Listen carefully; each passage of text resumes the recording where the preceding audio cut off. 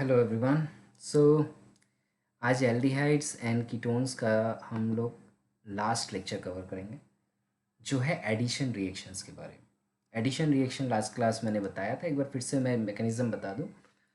Mechanism of addition reaction क्या होता है? एल्डिहाइड्स और कीटोन्स में जो ग्रुप होता है इसे हम लोग कहते हैं carbonyl group, C double bond O, और ये पार्शियली पोलराइज्ड होता है।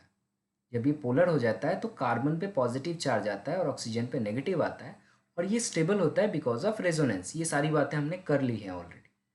अब क्या होता है, कोई न्यूक्लियोफाइल मतलब नेगेटिवली चार्ज स्पीसीज इस कार्बन को अटैक करता है क्योंकि कार्बन पॉजिटिवली चार्ज है। इसीलिए इस एडिशन को न्यूक्लियोफिलिक एडिशन रिएक्शन भी कहते हैं।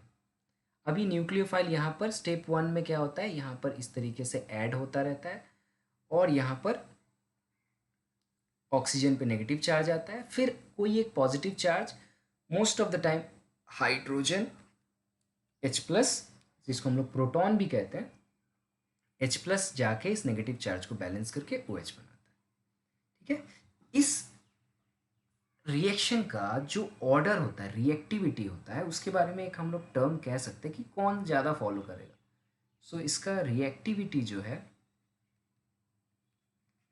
इस पे आप थोड़ा सा कमेंट कर सकते हो that reactivity depends on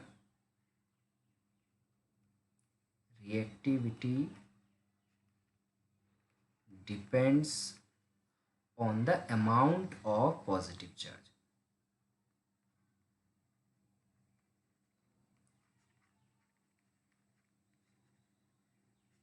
Amount of positive charge on carbon atom.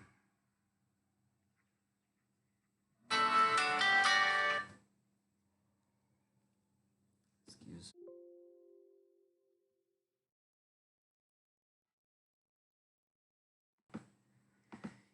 Sorry. जो हम लोग कह रहे थे, रिएक्टिविटी जो है ये डिपेंड करता है कितना अमाउंट है पॉजिटिव चार्ज का कार्बन के ऊपर। ठीक है, और कार्बन एटम के ऊपर पॉजिटिव चार्ज ज़्यादा होगा due to positive I effect, है ना। तो मैं यहाँ कह सकता हूँ therefore reactivity decreases with increase in positive I group and vice versa. Positive I group क्या करता है आपको पता है? पॉजिटिव आई ग्रुप इलेक्ट्रॉन को अपने आप से दूर धक्का देता है कार्बन की तरफ। तो इलेक्ट्रॉन इसके पास आएगा तो इसका पॉजिटिव चार्ज तो कम हो जाएगा ना। तो नेगेटिव आई ग्रुप अगर ऐड होगा तो रिएक्टिविटी बढ़ जाएगा। इसका एक एग्जाम्पल हम लोग देख सकते हैं। जैसे कि अगर आपसे पूछे कि रिएक्टिविटी किसका ज़्यादा होगा एडिशन रिएक्शन में, एक है फॉर्मल्डिहाइड, दूसरा है acetaldehyde,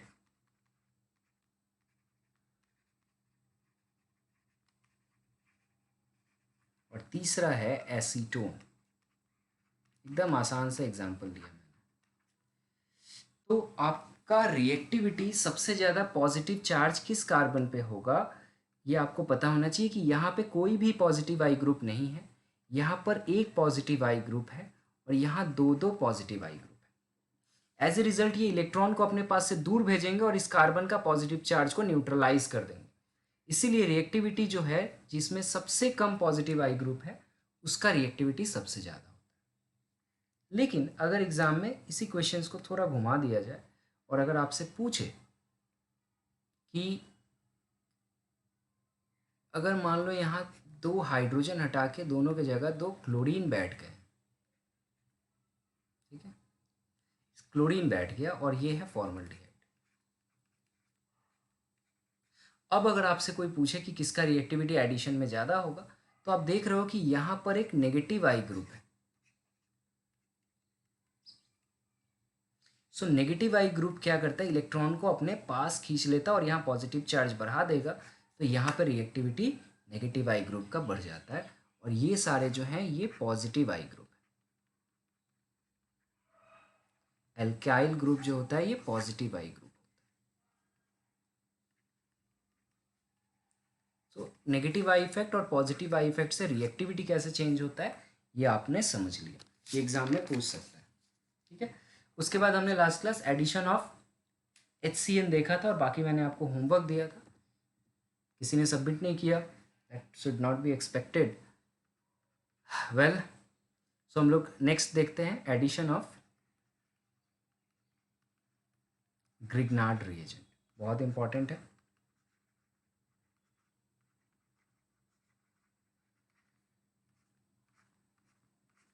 addition of Grignard reagent.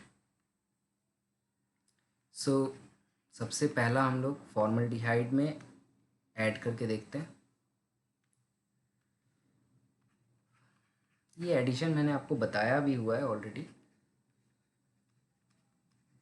एक बार रिवीजन कर लो।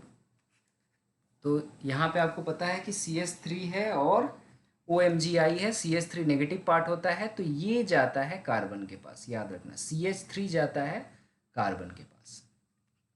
तो यहाँ पर ये CH3 चला गया और इस ऑक्सीजन के पास बाकी बचा हुआ MgI चला गया। ये एक तरह का एडिशन प्रोडक्ट होता है।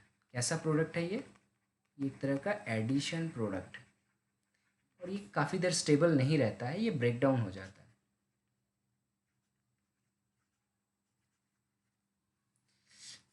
और अपने आप ब्रेक डाउन नहीं होता है, हमें हाइड्रोलाइज करना पड़ता है पानी डालकर in presence of some acid, then ये हाइड्रोलाइज हो जाएगा और MgI के साथ OH चला जाता है। तो आप बाई प्रोडक्ट आगे निकाल लो तो आपको समझ में आएगा कि MgI के साथ ये O था और इसका एक H पार्ट चला गया, सॉरी OH चला गया, O था और एक H गया।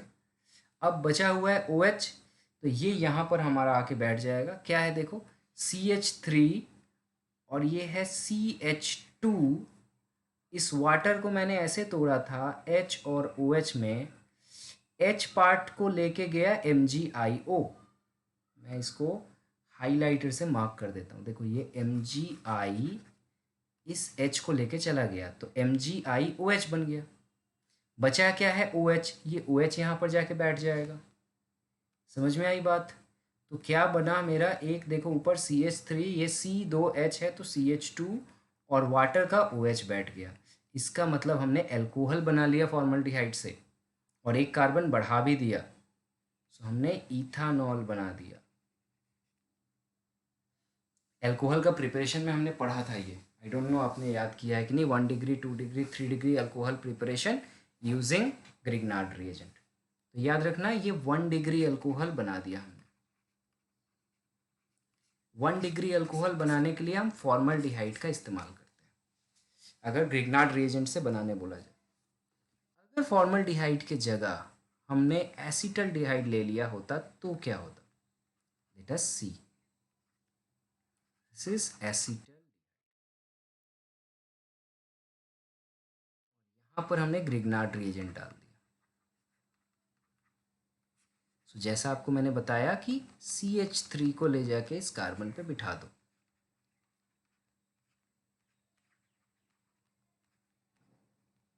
और O के साथ MgI चला जाए। ये एक एडिशन प्रोडक्ट है। फिर इसका हम लोग हाइड्रोलाइसिस करते हैं पानी और H+ के प्रेजेंस में। फिर मैंने आपको डिटेल में बताया अभी अभी कि ये OMHMgI अलग निकल जाता है, तो इसको अलग निकाल दो। Mg के साथ I और एक OH चला गया, बचा OH जाके यहाँ बैठ जाएगा कुछ इस तरीके से। क्या है CH3, ये ऊपर CH3, ये है CHOH। ये देखो 2 डिग्री अल्कोहल बन गया, प्रोपेन 2-ऑल and this is 2 degree alcohol.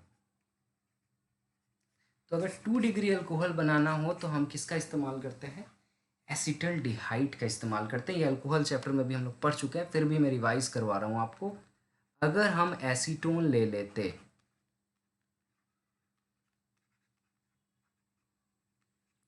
अगर हम एसीटोन ले लेते तो क्या होगा, आप मुझे कमेंट करके बताओगे 3 डिग्री अल्कोहल बनेगा या नहीं, दैट विल बी। वीडियो को पॉज करो और अभी बताओ, चलो वीडियो को पॉज करो और अभी बताओ मैं सॉल्यूशन अभी बताने वाला हूँ, तो आप वीडियो को पॉज करके आंसर निकालो।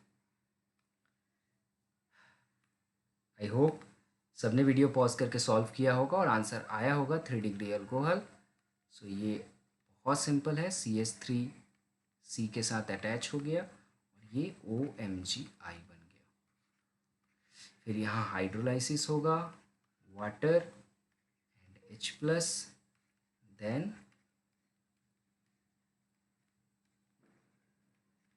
3 डिग्री अल्कोहल के साथ MgIOH बना।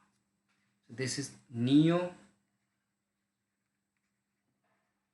ब्यूटेनॉल, आप आयुपेक नाम लिख सकते हो। ये 3 डिग्री अल्कोहल। तो जब हम एसीटोन लेते हैं तो 3 डिग्री अल्कोहल बनता है, एसिटल्डिहाइड लेते हैं तो 2 डिग्री अल्कोहल बनता है और फॉर्मल्डिहाइड लेते हैं तो 1 डिग्री अल्कोहल बनता है। यही इस रिएक्शन को इम्पॉर्टेंट बना देता है, ठीक है, क्योंकि ये दो दो चैप्टर में हम पढ़ रहे हैं। हम इसे अल्कोहल में भी पढ़ रहे हैं और हम इसे यहाँ पर भी हो गया। नेक्स्ट हम लोग देखते हैं एडिशन ऑफ अल्कोहल। अब अल्कोहल बनाना नहीं है, अल्कोहल को ऐड करना है। Addition of alcohols. अल्कोहल्स जो है ना, एल्डिहाइड और कीटोन के साथ मिलके एसीटल्स और कीटल बनाता है। क्या क्या बनाता है? एसीटल बनाता है और कीटल बनाता है। इसका जो बेसिक फॉर्मूला होता है कुछ ऐसा होता है कि मान लो ये इन जनरल एक एल्डिहाइड है, ठीक है ना, क्या है ये? एक एल्डिहाइड है और इसके साथ अगर मैं कोई एक अल्कोहल को ऐड कर रहा हूँ, मैंने अल्कोहल को उल्टा लिखा है जानबूझ के, तो ये आपस में इस तरीके से कुछ ऐड हो जाता है।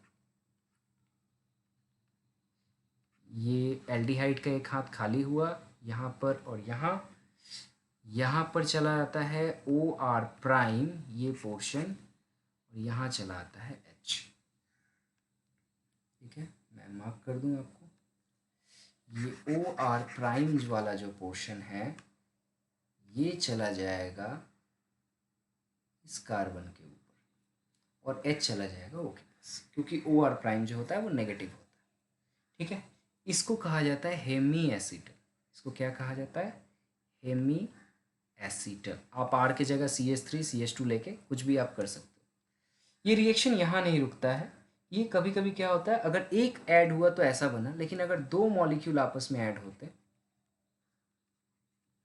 ठीक है, अगर मैं एल्डिहाइड लेता और यहाँ पर ऐसे दो मॉलिक्यूल ऐड हो जाते, ये कुछ ऐसा दिखता, RCOR प्राइम, OH की जगह भी OR प्राइम इंटू H हो जाता और इसे कहा जाता है एसीटल। जनरल नाम है। और इसी तरह अगर कीटोन में ऐड होता तो कीटल बनाता। क्या बनाता? कीटल बनाता। अगर हम लोग यहाँ पर लेते, अगर ये कीटोन है और यहाँ दो मॉलिक्यूल आप ले लोगे,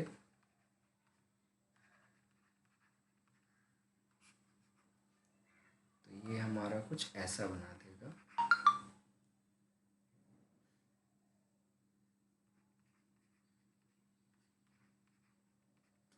इसको हम कहते हैं कीटल।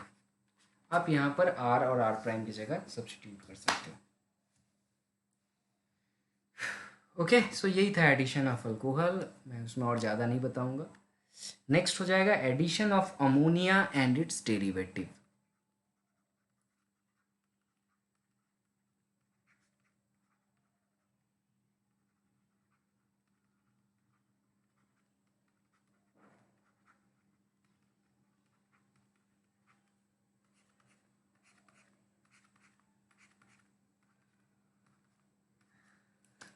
Addition of ammonia and its derivative. इसको इन जनरली देखो कैसे दिखाया जाता है इस फॉर्मूला को। इसका जो मदर फॉर्मूला है वो सीख लो, तब आप कोई भी इक्वेशन आप खुद से बना पाओ।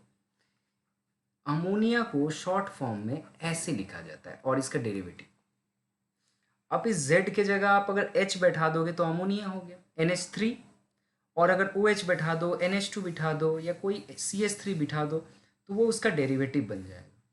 तो जब भी आप रिएक्शन करो, मैं एक एक करके बताता हूँ।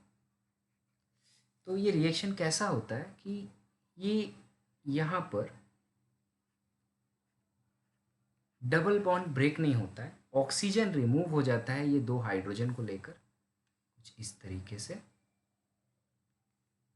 ये ऑक्सीजन इस हाइड्रोजन को लेके निकल जाता है H2O बना के, ठीक है।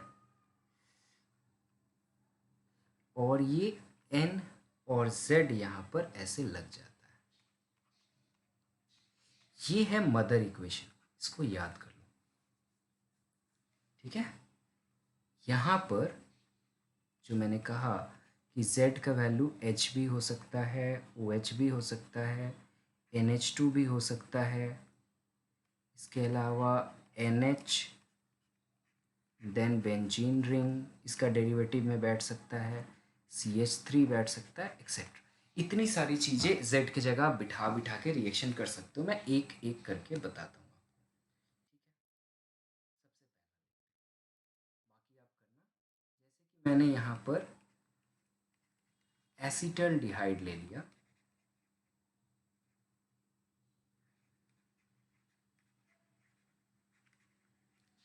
और यहाँ पर मैंने NH3 ले लिया,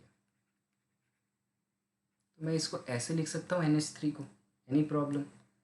Z की जगह H बिठा दिया, फिर क्या होगा, ये ऐसे ब्रेक होगा और ये NH बना देगा।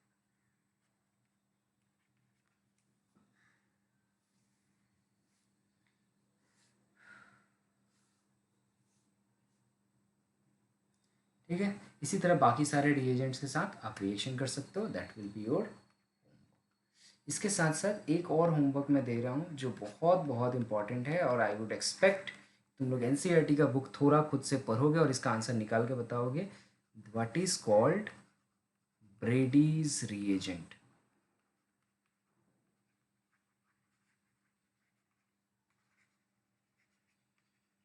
इसके ऊपर एक छोटा सा शॉर्ट नोट रिएक्शन के साथ लिखना, ये आपके लिए होमवर्क। नेक्स्ट है alpha hydrogen atom and it's acidic nature, ये भी काफ़ी इंपॉर्टेंट है। तो this is called acidity of alpha hydrogen.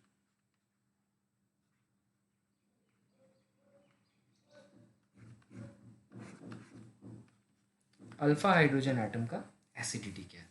अभी अल्फा हाइड्रोजन एटम क्या है हमने हाइपर कॉन्जुगेशन में बहुत डिटेल में पढ़ा था, ठीक है। यहाँ पर याद रखना, यहाँ पर ये जो C double bond bond O है, कार्बोनाइल ग्रुप, इसके बगल में जो भी कार्बन होगा ये मेरा अल्फा कार्बन होगा, और इसके साथ जो हाइड्रोजन अटैच्ड होगा ये मेरा अल्फा हाइड्रोजन।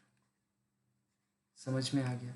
दोनों तरफ C डबल बॉन्ड O के दोनों तरफ जो भी कार्बन है वो अल्फा कार्बन है, और उसके साथ जो हाइड्रोजन अटैच्ड है वो अल्फा हाइड्रोजन। इस अल्फा हाइड्रोजन के पास हाइपर कॉन्जुगेशन इफेक्ट होता है। हाइपर कॉन्जुगेशन इफेक्ट मतलब ये बॉन्ड जो है ये कार्बन के तरफ खुल जाता है और ये H फ्री हो जाता है, यहाँ से रिलीज हो जाता है इन अ फॉर्म ऑफ H+। इसे ही हम हाइपर कॉन्जुगेशन इफेक्ट भी कहते थे, जिसके वजह से ये अल्फा हाइड्रोजन जो होता है वो एसिडिक नेचर का बिहेव होता है। यहाँ नेगेटिव चार्ज आ जाएगा और इस H के पास पॉजिटिव चार्ज आ जाएगा, ठीक है। सो इसी वजह से कहा जाता है कि अगर मैं इसको एक एसिड पकड़ूं तो ये करस्पॉन्डिंग उसका कॉन्जुगेट बेस हो जाएगा। आपको ब्रॉन्स्टेड लाउडी कॉन्सेप्ट याद होना चाहिए।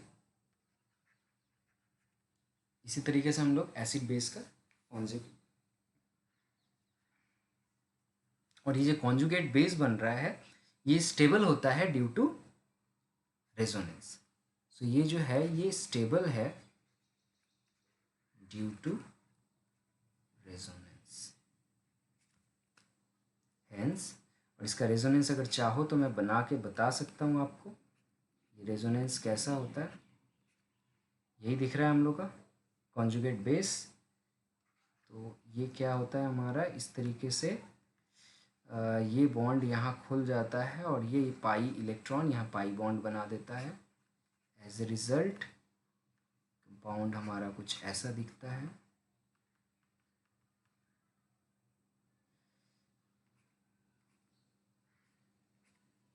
ठीक है, तो ड्यू टू रेजोनेटिंग स्ट्रक्चर ये स्टेबल होता है, इसीलिए अल्फा हाइड्रोजन जो है वो एसिडिक नेचर का।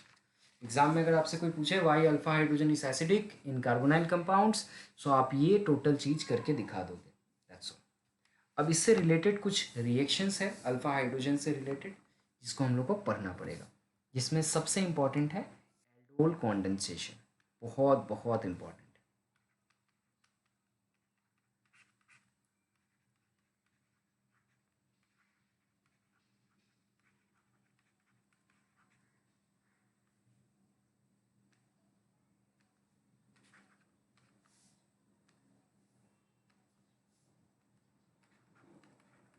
एल्डोल कॉन्डेंसेशन, एल्डोल नाम क्यों आया है अपनी समझ में आ गया, एल्डिहाइड और all stand for OL, OH group यहाँ पर दोनों रहेंगे, इसीलिए इसको कहा जाता है एल्डोल। ठीक है, इसमें एक स्टेटमेंट आप हमेशा याद रखना, एल्डिहाइड और कीटोन के पास अल्फा हाइड्रोजन होना ही चाहिए एल्डोल कॉन्डेंसेशन करने के लिए, वरना नहीं होगा, ये नेसेसरी एंड सफिशिएंट कंडीशन है। ठीक है, तो स्टेटमेंट ये बनता है कि एल्डिहाइड्स और ketones having at least one alpha hydrogen, कम से कम एक होना चाहिए, उससे ज़्यादा होगा तो प्रॉब्लम नहीं है। एल्डिहाइड्स और ketones having at least one alpha hydrogen atom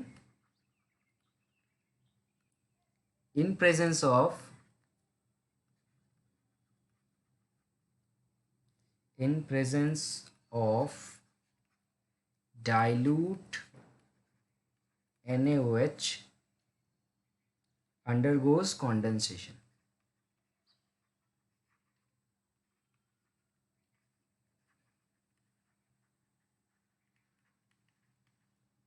Undergoes condensation and form aldol. ये एल्डोल क्या होता है अभी समझ में आएगा।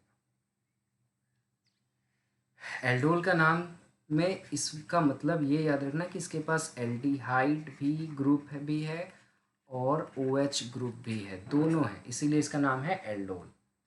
अब देखो, हमें एक ऐसा अल्फा हाइड्रोजन वाला एल्डिहाइड या कीटोन लेना है इसके पास एटलीस्ट अल्फा हाइड्रोजन हो, और उसको ऐसे लिखना है। ये क्या बनाया मैंने, ये कौन सा कंपाउंड है, ये एसीटल्डिहाइड है। मैंने इसको इस तरीके से अरेंज किया है, बताऊंगा मैं मुझे। और फिर से एसीटल्डिहाइड ही लिखना चाहता हूं मैं, CH3CHO, लेकिन इसको मैं ऐसे ना लिख के, ध्यान से सुनो बहुत इंपॉर्टेंट है, इसको मैं ऐसे ना लिखकर, क्या मैं इसे ऐसे लिख सकता हूँ, एनी प्रॉब्लम? मैंने दो मॉलिक्यूल एसीटल्डिहाइड लिए हैं, दोनों को अलग अलग तरीके से लिखा।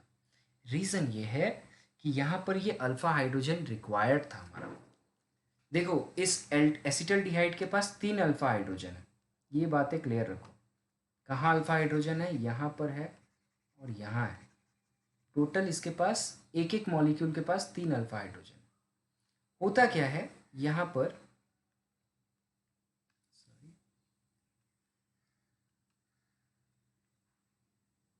यहाँ पर ये जो अल्फा हाइड्रोजन है ये जाकर अटैक करता है इस ऑक्सीजन को, और ये बॉन्ड यहाँ से खुल जाता है। एज ए रिजल्ट कार्बन का भी एक हाथ खाली होता है, और ये कार्बन जाके सीधे इसके साथ जुड़ जाता है, कुछ भी यहाँ से बाहर नहीं निकलता है। इसीलिए इसको कहा जाता है कॉन्डेंसेशन। कोई अलग नहीं हुआ, पूरा आपस में जाके मिक्स हो गया, मर्ज हो गया, आपस में कॉन्डेंस हो गया।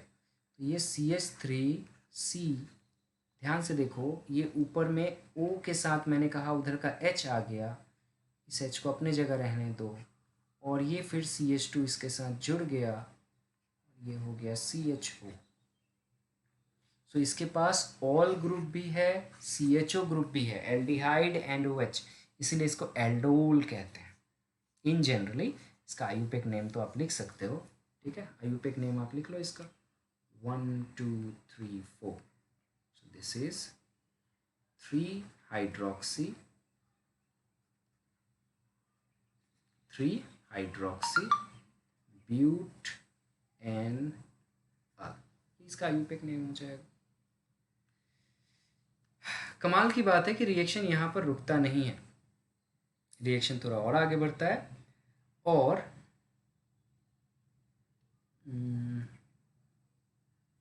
लेट मी इरेज समथिंग, ये मिटा दूँ, कंफ्यूज हो जाओगे बाद में।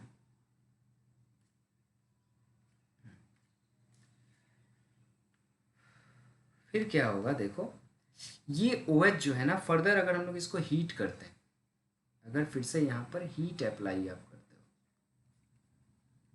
तो ये OH जो है ये अपने बगल वाले कार्बन से एक H को ले जाएगा।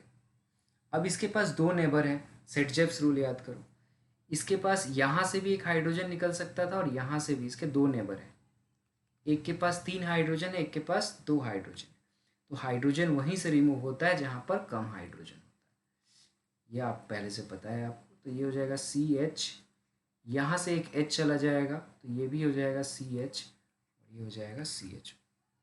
इसका कॉमन नेम आपको मैंने पढ़ाया था, this is called crotonaldehyde. IUPAC name आप लिख ही सकते हो, ठीक है। क्या हुआ अगर नहीं समझ में आया, मैं ऐसे ही एक और रिएक्शन को फिर से लिख रहा हूँ, इस बार मैं एसीटोन लेके लिख रहा हूँ, पर ध्यान दो क्या हो रहा है रिएक्शन में। अगर नहीं पिछला बार समझ में आया हो तो इस बार ध्यान दो। पहला मॉलिक्यूल को ऐसे लिखते हैं, दूसरे मॉलिक्यूल में से एक अल्फा हाइड्रोजन को बाहर निकाल के लिखते हैं, एंड देन इसका कॉन्डेंसेशन जब भी होगा तो मैंने क्या बताया आपको कि ये हाइड्रोजन चला जाएगा ऑक्सीजन के पास, ये बॉन्ड खुल जाएगा और ये कार्बन इससे अटैच हो जाएगा। तो ये हो जाएगा CH3 COH CH3, यहाँ बचा CH2। अब इस बगल वाले कार्बन से कार्बन जाने वाला है तो CH2 के जगह CH और एक H ऊपर लिख दो आप ऐसे। क्या किया मैंने, कुछ स्पेशल किया क्या? नहीं ना, ये CH2 था, इस CH2 को मैंने यहाँ पर ऐसे लिख दिया और ये जानबूझ के किया गया है क्योंकि नेक्स्ट स्टेप में इसी तरीके से काम आने वाला है, इसको मैं ऐसे लिख सकता हूँ, ठीक है। और नेक्स्ट स्टेप में आपको क्या करना है, इसको हीट कर देना। जब आप हीट करोगे तो ये वाटर यहाँ से निकल जाएगा और ये रिएक्शन आपस में ऐसे जुड़ जाएगा, यहाँ डबल बॉन्ड आ जाएगा।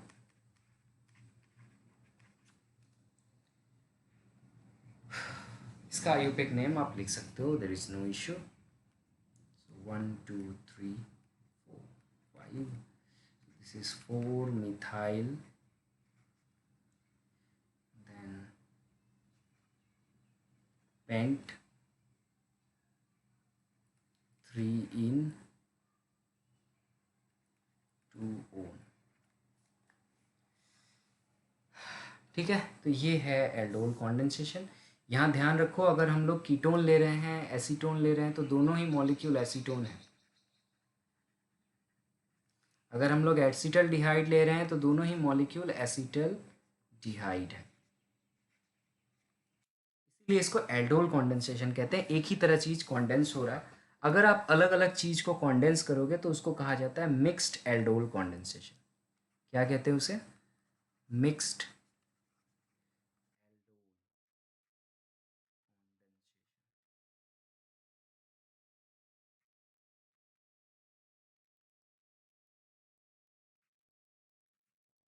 एल्डोल कॉन्डेंसेशन में कुछ भी स्पेशल नहीं होने वाला है।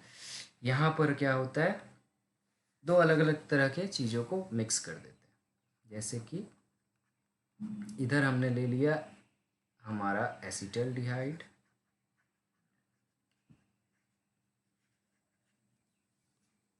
और इसके साथ हमने ले लिया एसीटोन, जैसे अरेंज करते थे हम।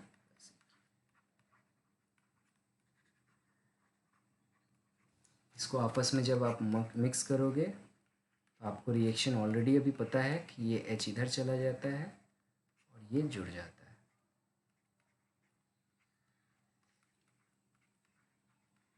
और फिर यहाँ पर अगर हम लोग हीट करते हैं तो यहाँ से एक वाटर मॉलिक्यूल रिमूव होता है और ये आपस में कुछ ऐसा दिखता है।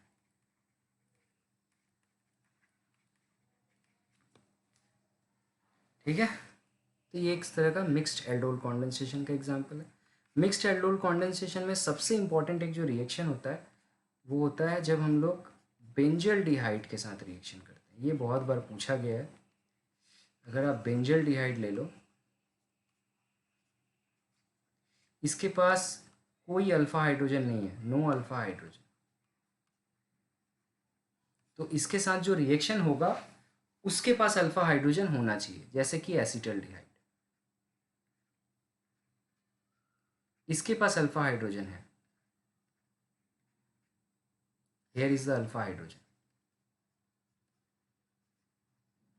सो यहाँ पर ये रिएक्शन करेगा, किसी एक के पास अल्फा हाइड्रोजन होना चाहिए, दोनों के पास नहीं है ना सही, तब ये H इसके पास जाएगा, ये खुल जाता है बॉन्ड और ये आपस में जुड़ जाता है, जैसा कि आप लोग को पता है। ये रहा मेरा बेंजीन रिंग,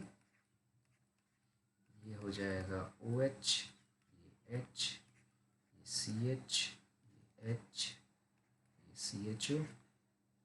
शॉर्ट में कर दिया मैंने, हीट करोगे तो यहाँ से वाटर रिमूव हो जाएगा ये वाला,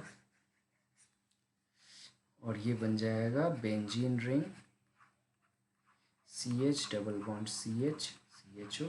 इसका भी एक बहुत कॉमन नेम है, मैंने बताया था, दिस इज कॉल्ड सिनामल्डिहाइड। ये भी काफ़ी इंपॉर्टेंट है। सिनामल्डिहाइड कैसे बनता है? Using mixed aldol condensation. So this is all about this chapter. हमने चैप्टर कंप्लीट कर लिया। If you still have some doubts, feel free to ask me, but your homework is entire NCERT exercise full. इसको नहीं करोगे exam में बहुत पछताओगे। NCERT का full exercise in text problem अगर नहीं कर रहे हो, बोर्ड्स में बहुत पछताने वाले हो आप।